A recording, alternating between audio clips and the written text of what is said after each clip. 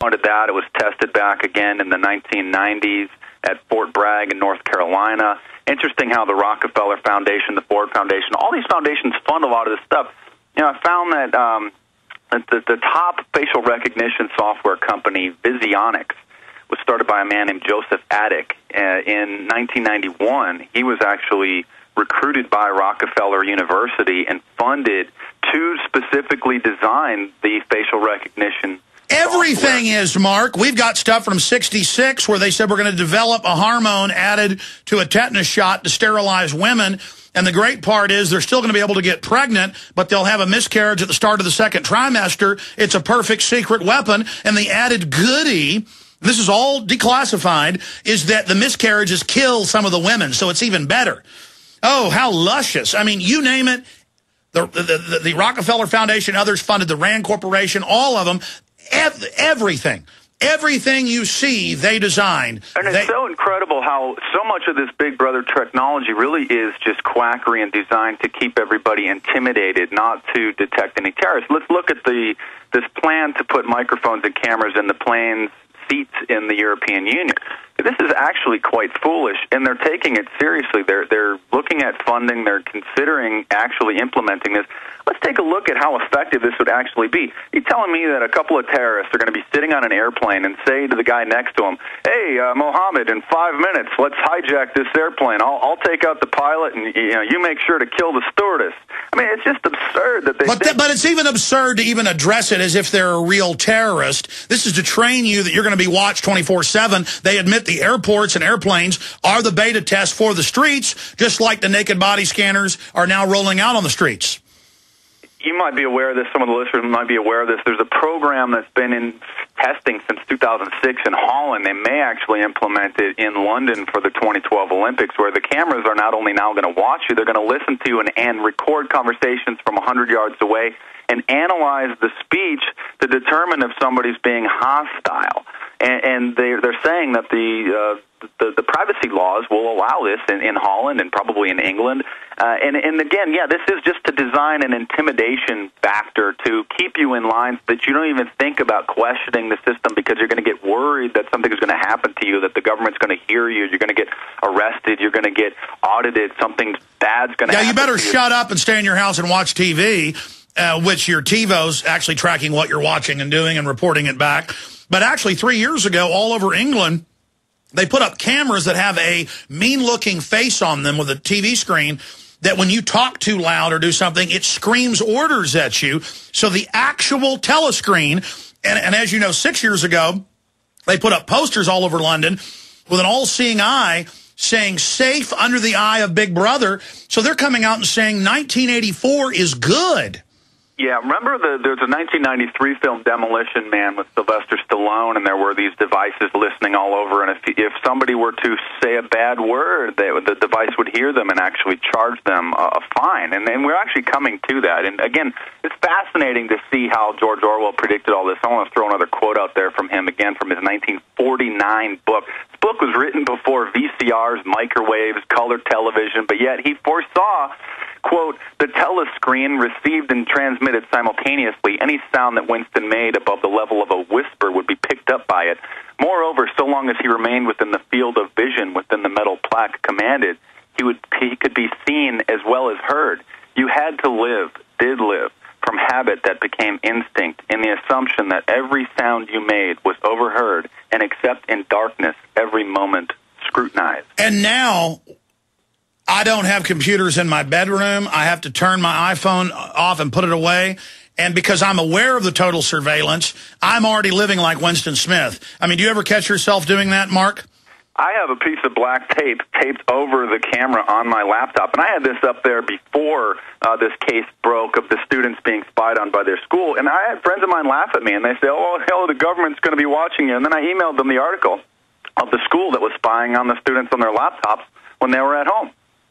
And the judge ruled that's okay. There were tens of thousands of videos and images of them dressing, undressing, showering, and it all broke because a kid was eating Skittles, and the school called him in and said, we saw you taking drugs. They were watching them in their bedrooms, and they even released on the news images of teenagers asleep in their beds, and the government said, it's good.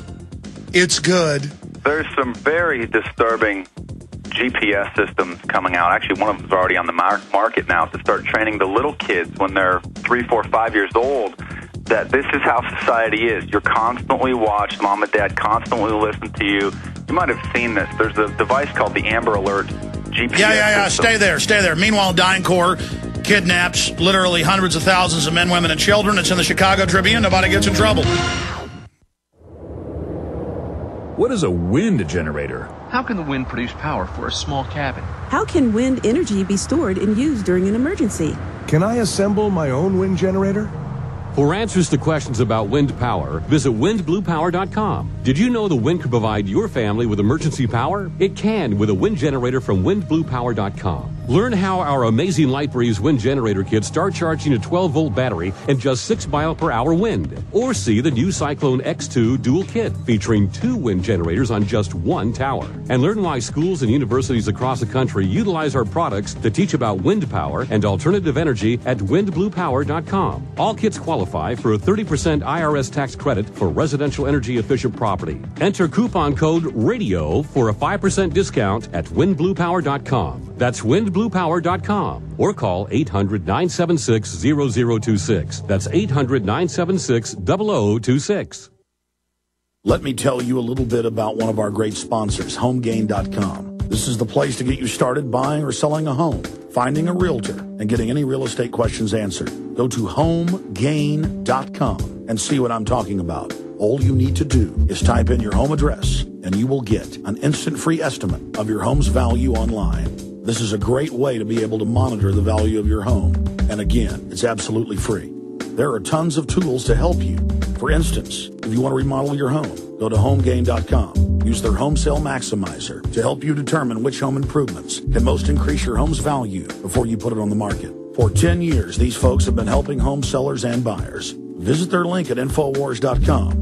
Look for Max, the orange Home Gain Gorilla, to help you with any real estate needs you might have. You'll love this site. It's HomeGain.com. HomeGain.com. Check them out today. Again, the Congressional Budget Office sounds the alarm. This time warns of Greek-style U.S. debt crises. You heard me right. The GAO is drawing a parallel between the U.S. economy, its debt, and the current Greek economic meltdown. With the debt-to-GDP chart climbing into unfamiliar territory, the growing budget deficit will rise to unsupportable levels. Hi, this is Ted Anderson. The Federal Debt and Risk of Financial Crises document the CBO has published is a must-read for every American, covering the risk of continued deficit spending coupled with an aging population and the rising interest rates spell economic disaster. It's imperative that you get a copy of this document and study it for yourself. Call me today at 800-686-2237 and I'll send you a free copy. Again, call 800-686-2237 and ask for your copy of the CBO document. Once again, you need to read this government report. Call 800-686-2237. Is your computer running slowly? Thinking about buying a new one? Don't waste your money. Your computer could be infected with spyware, malware, viruses, registry errors, spam, and pop-ups. You don't need to buy a new computer. Just go to doublemyspeed.com and find out what's slowing your computer down. Double My Speed totally cleaned up my system and increased my speed. Doublemyspeed.com increased the speed of my computer from the very first day. My computer was on its last leg. Now it's like new again. Get your free diagnosis at doublemyspeed.com and keep your computer running fast. Your free diagnosis at doublemyspeed.com is easy and fast. It's the best you could ask for. Outstanding, and my computer is running faster than ever. Find out what is slowing down your computer with a free diagnosis at doublemyspeed.com. Don't waste your time with your slow computer. Get your free diagnosis now at doublemyspeed.com. That's doublemyspeed.com.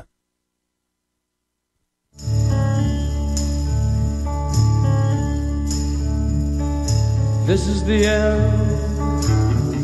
Beautiful. MarkDice.com is the website. He's written multiple books. We carry them all at Infowars.com. They're excellent, including one titled The Illuminati and The Resistance. I know we got a lot of callers who are military, radiologists, TSA. And we're going to take your calls coming up in the next segment. I'll keep Dice a little bit in the next hour as well because he's got so much to talk about. But, Mark, do you agree with me that the global architects, the social engineers, know there's an awakening? In fact, Zbigniew Brzezinski admits that, the greatest awakening, he calls it. And so they're trying to bum rush us and just get everything in place right now because Google's coming out and saying we can predict the future. We're tracking everything you do. We are evil. We are the government. I mean, they're just everywhere admitting all of this now, Mark. Yeah, and the consensus is to still make us feel like we're the weirdos, we're quackery. But, I mean, let's look at this technology that they say that's supposedly going to predict all this stuff. It is largely quackery, the mind scanners, supposedly being able to read your mind and tell if you've had experiential knowledge of things. This is all coming in the next probably 10 to 15 years. And it's so scary. I mean, before the break, I was mentioning this new GPS device that's about the size of a 50-cent piece that parents are attaching onto their children. And it just shows on their cell phone where their little 2-year-old is at all times. And it also has a microphone in it so they can use their cell phone to listen to their child to see what he's talking about. And this is all just becoming normal. And Facebook, of course, has just caused everybody to fall in love with Big Brother, telling them what they do, think, and feel, where they're at any particular moment. But, Mark, entire public schools are fitting all the kids with RFID, and in some cases, the GPS trackers. And now, for unpaid parking tickets, they're going to make you wear an anklet bracelet. Yeah, and the funny thing is most people now using Facebook with over 500 million users are willingly handing over their deepest thoughts, all of their personal information, their family members, where they work. The social implications just on that alone are immense. And I put out a press release a couple weeks ago trying to urge people to log off of Facebook for a week. I called it Facebook Free Week. And I got a little flack even from some of the movement. People think that, this isn't 9/11. Look, there's more to the New World Order than the Big Brother, the economy, the police state, terrorism. There's a whole social aspect of it as well. And if we are turning ourselves, our society, into a bunch of self-absorbed narcissists, not focusing on real events, but just on what I'm doing. Look at what's happened in the last few years with Facebook. Every day, millions of people post multiple times a day what it is that they're doing as if the world literally revolves around them. I just had a great breakfast. I just had a good latte. It's a beautiful morning today. I'm going to go here. I'm doing here. Look at my new picture of myself. Don't I look really pretty? It's fascinating. And it's not only me that's saying this. I started noticing this even amongst my actual friends.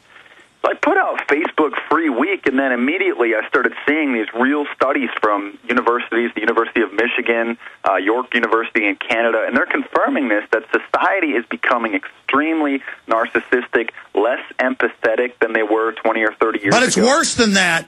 The vocabulary, as Orwell wrote about, the object of ingsoc was to destroy words, limit vocabulary to just say double plus good, to where someone can't even communicate to you complex thoughts because you don't have the semantical symbols in your mental lexicon or thesaurus to be able to even understand what they're saying. And the Buffalo News reported that, the police are getting all this data mined Facebook, Google stuff to, quote, predict what you're doing pre-crime.